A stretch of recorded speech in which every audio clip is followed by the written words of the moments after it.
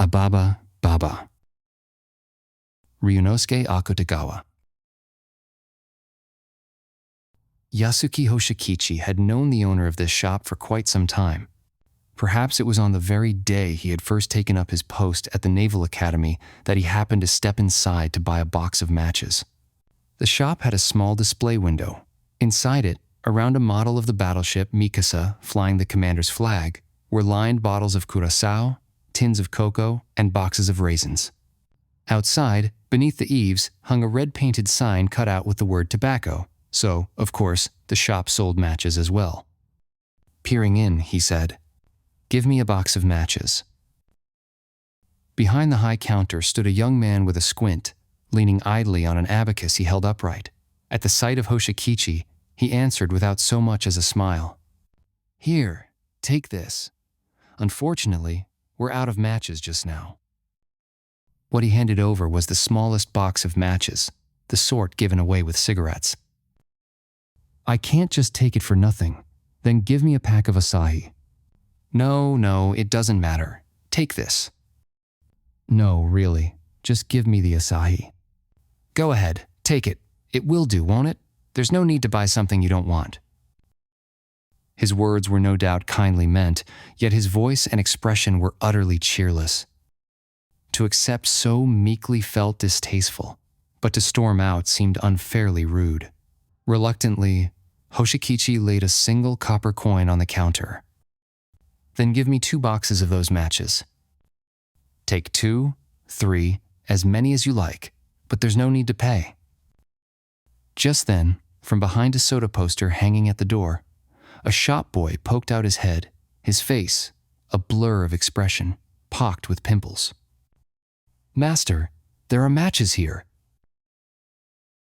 Exultant in his heart, Hoshikichi bought a box of large matches for 1 sen, of course. Never had he felt matches so beautiful. The trademark, a sailing ship upon triangular waves, seemed fit for framing. After carefully dropping the box into his trouser pocket, he left the shop with satisfaction. From then on, for about half a year, on his way to and from the academy, he often stopped at this shop. He could now recall its details clearly, with his eyes shut. The hams hanging from the ceiling beams must have been from Kamakura. The colored glass in the transom cast green sunlight onto the plastered walls. On the plank floor were scattered advertisements for condensed milk. On the main pillar, below the clock, hung a large calendar. There was the Mikasa in the display window, the soda poster at the door, the chairs, the telephone, the bicycle, the Scotch whiskey, the American raisins, the Manila cigars, the Egyptian cigarettes, the smoked herring, the canned beef, scarcely anything he did not recognize. And behind the high counter, the sour-faced proprietor, Hoshikichi, knew him all too well. He knew how the man coughed, how he ordered the shop boy about, even how he exasperated customers. "Better this cocoa than fries. This one is Drost from Holland." He knew his every gesture. Knowing was not the trouble. It was simply tedious. Sometimes, coming to this shop, Hoshikichi found himself reflecting strangely that his teaching post already felt long held, though, in truth, he had not yet taught even a year. But change, which governs all things, could not spare this shop forever. One early summer morning, he stopped in to buy cigarettes. Everything seemed as usual. Water sprinkled on the floor, condensed milk advertisements scattered across it. But, behind the counter, in place of the squinting proprietor, sat a woman with her hair in a Western-style bun. She was perhaps 19. Seen full face, her features resembled a cat's, like a white cat, narrowing its eyes in the sunlight, its whiskers snowy and straight.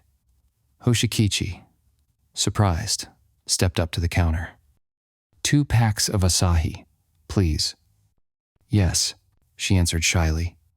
But what she handed him were not Asahi, but 2 packs of Mikasa, with the rising sun flag printed on the back. Startled, Hoshikichi looked up from the cigarettes to her face and at the same time fancied long, feline whiskers sprouting beneath her nose. These are Asahi. No, wait, they aren't Asahi. Oh, you're right. So sorry. The cat, no, the girl, blushed. The sudden shift of feeling was girlish, in the truest sense. Not like a modern young lady, but more like the heroine of some long-forgotten Kenny Usha romance. As he searched for small change, Hoshikichi recalled Takekurabe, furoshiki with swallow crests, irises, ryogoku, kaburagi, kiyokata, various fragments of the past. Meanwhile, the girl, peering desperately beneath the counter, searched for Asahi. From the back, out came the squinting proprietor. A glance at the Mikasa cigarettes told him all. As sour-faced as ever, he reached beneath the counter and handed Hoshikichi to Asahi. Yet in his eyes, faintly, there flickered something like a smile. And the matches? The girl's eyes, cat's eyes indeed, took on a purring sweetness. The proprietor gave only a curt nod. Flustered, she quickly placed a small box of matches on the counter, then once again smiled in shy embarrassment. Really, I'm terribly sorry. Yet it wasn't only that she had handed him Mikasa instead of Asahi. Comparing the two of them, Hoshikichi realized with surprise that he himself was smiling. From then on, whenever he came to the shop, it was always the girl who sat behind the counter. Only now, instead of the Western-style coiffure she had worn at first, she had her hair done up in a large, traditional marmage, held in place with a bright red kerchief. Still, her manner toward customers remained strangely awkward. She faltered in her responses, made mistakes with the goods, and often blushed. There was not the slightest trace of a shopkeeper's practiced composure. Little by little, Hoshikichi began to feel a kind of affection for her. Not that he had fallen in love, rather. Her unworldly clumsiness stirred in him a natural sense of fondness. One sultry afternoon, late in the summer, on his way home from the academy, Hoshikichi stopped by to buy cocoa. The girl, as usual, was behind the counter, reading Kodan Kurabu or some such magazine. Hoshikichi asked the pimpled errand boy if they had any Van Houten. "All we have right now is this," the boy replied, handing him fries. Hoshikichi glanced around the shop. Among the tinned fruits, he spotted a can labeled with a Western nun droste. "But there's droste right there, isn't there?" The boy cast a vague glance in that direction, then lapsed back into his vacant look. "Yes, that's cocoa, too." "Then it isn't only this one, is it?" "Yes, but, well, this is all there is. Mistress, it's just this one, isn't it?" Hoshikichi turned to the girl. With her eyes half narrowed, her face glowed a beautiful green. Of course, it was nothing mysterious. Only the effect of afternoon light filtered through the colored glass transom. Still, holding her magazine beneath her elbow, she answered, hesitantly as ever. "Well, yes, I think that's all we had." "You know," Hoshikichi continued gravely, "sometimes these cans of fries are full of worms." In truth, he had never actually encountered wormy cocoa, but he believed such talk would prod them to check more carefully whether Van Houten was in stock. "And sometimes they're rather large worms, too, about the size of my little finger." The girl leaned halfway across the counter, startled. Couldn't there still be some over there? Or maybe in that cupboard at the back? "They're all red tins. These ones here, too," the boy replied. "And how about this side?" The girl slipped off her wooden clogs and came nervously into the shop to look. Even the dull boy had no choice but to peer among the tins. Hoshikichi lit a cigarette and, to spur them on, kept talking idly. "If you give wormy cocoa to children, they'll get stomachaches." He himself lived alone in a rented summer lodge. And not only children once, even my wife suffered terribly from it. Of course, he had never had a wife. you can never be too careful, after all. Then, quite suddenly, Hoshikichi fell silent. The girl, wiping her hands on her apron, was gazing at him in confusion. Her eyes were anxious, her lips forced into a weak smile. Most comical of all was her nose, beaded with sweat. In the instant their eyes met, Hoshikichi felt as though a demon had possessed him. This girl was like a sensitive plant. Touch her with the right stimulus, and she would certainly react as he desired. The stimulus need be nothing more than a steady gaze, or perhaps the brush of a fingertip. She would receive his silent suggestion. What she might do with it was another matter, but if she did not recoil, and yet, though one might keep a cat, to sell one's soul to the devil for a cat-like girl, surely that was folly. Hoshikichi crushed out his cigarette and flung away the demon that had seized him. The startled demon, spinning in retreat, seemed to dive straight into the boy's nostrils. At once, the boy ducked his head and sneezed thunderously, again and again. Well then, never mind. Give me the drost. Hoshikichi, with a wry smile, drew some loose change from his pocket. After that, he often had similar exchanges with the girl, but he remembered with relief that he had never again felt possessed by that demon. Indeed, once, by the merest chance, he even felt as though an angel had come to him. One late autumn afternoon, after buying cigarettes, Hoshikichi asked to use the shop's telephone. The proprietor was outside in the sunlight, working the air pump as he repaired a bicycle. The boy, it seemed, was out on an errand. The girl, as usual, was behind the counter, putting receipts in order. It was a scene he never tired of, one that always pleased him. The shop, in that still moment, overflowed with a quiet happiness, like something from a Dutch genre painting. Receiver at his ear, standing just behind the girl, Hoshikichi recalled one of his treasured reproductions of Dahu.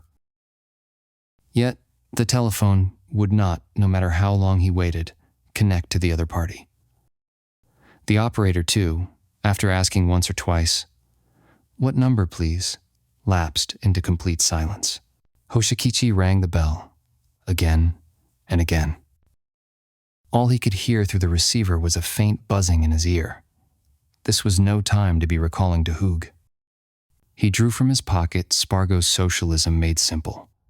Fortunately, the telephone had a box-like stand that served as a desk.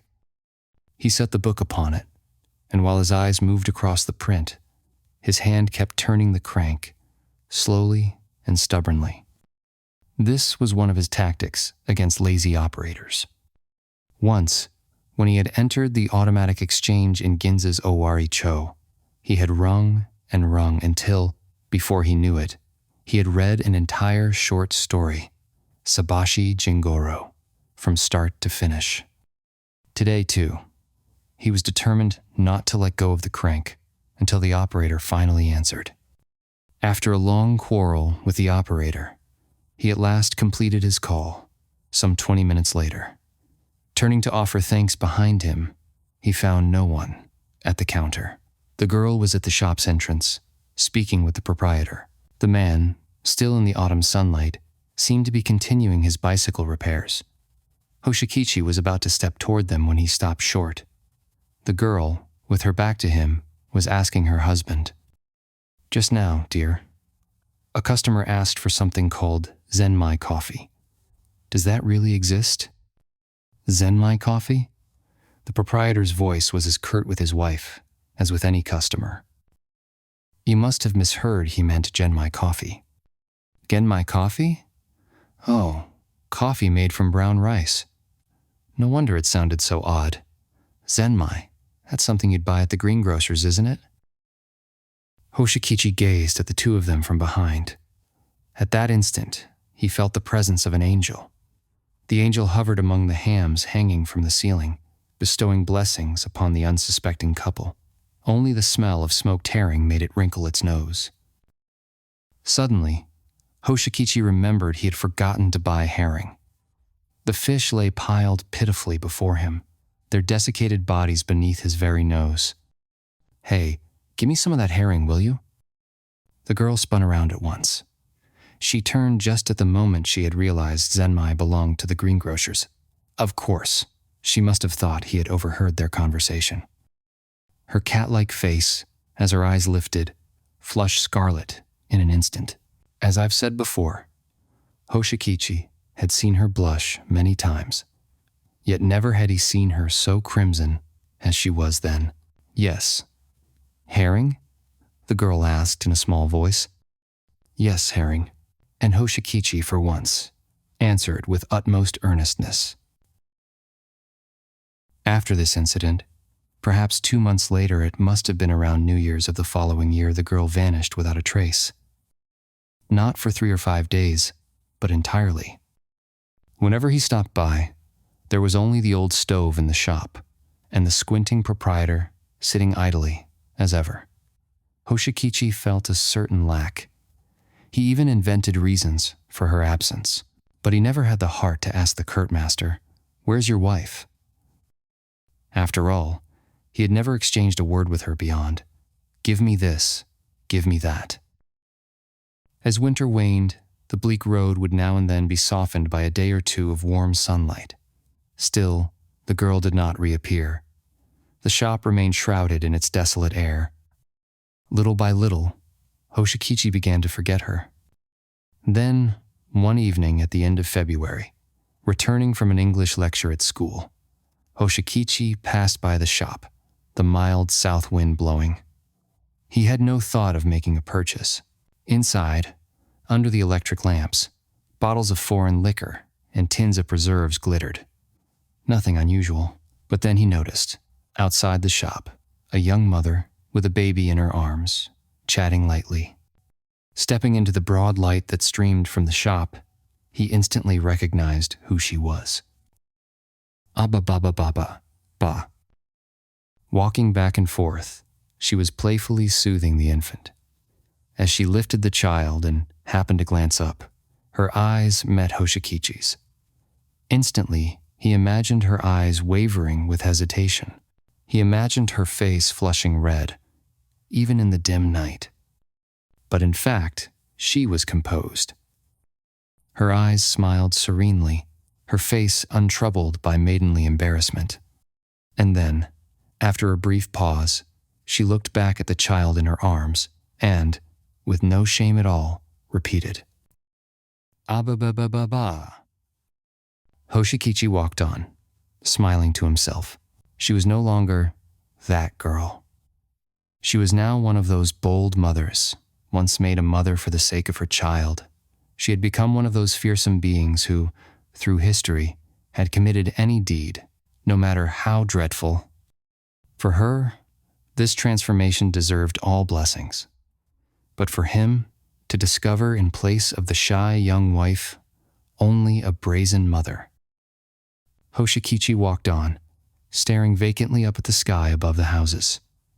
Across it drifted the south wind, and there, faint and pale, hung a round spring moon. November 1923.